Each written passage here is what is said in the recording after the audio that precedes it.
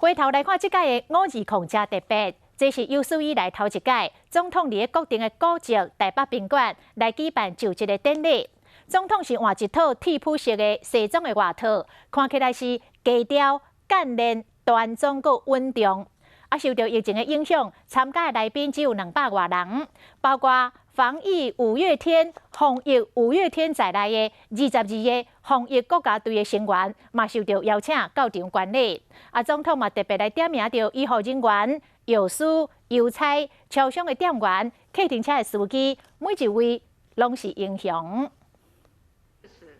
于谨以至诚。伫总统府内宣誓就职，总统穿文穿白色的衫，穿黑色的套装。副总统赖清德是家己上爱的胶仔色的领带。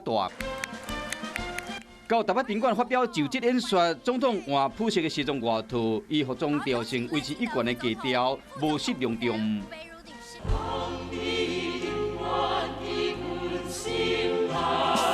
国立事件合唱团甲国防部示范校队伫就职演说前做伙表演，优美的歌声，互现场的来宾听得如痴如醉。毛报感谢卸任的副总统陈建仁甲国外政要祝贺影片。Congratulating you for the peaceful election and the confidence shown by the people in trusting the president with a second term in office. Congratulations. 这摆伫国定古迹台北宾馆举办总统就职典礼，这是有史以来头一摆，送予宾客伴手礼。有台东猪、上米、南投、鱼蹄、红茶等等台湾的农特产品。因为疫情影响，规模比往年较细，出席来宾敢若200多人，袂少驻台细节拢挂翠安。前总统拢无来，六都市长除了高雄市长以外，拢有到场。台积电创办人张忠谋甲伊太太张淑芬有做伙出席，包括防疫五月天在内22位防疫国家队成员拢有来。我们有疫情指挥中心的工卫团队，请站起来好吗？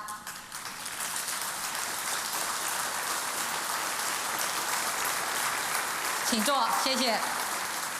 唔但向防疫团队致敬，蔡总统嘛向医护人员、药师、医务人员、超商店员等等各行各业表达感谢，强调每一位台湾人拢是抗疫英雄。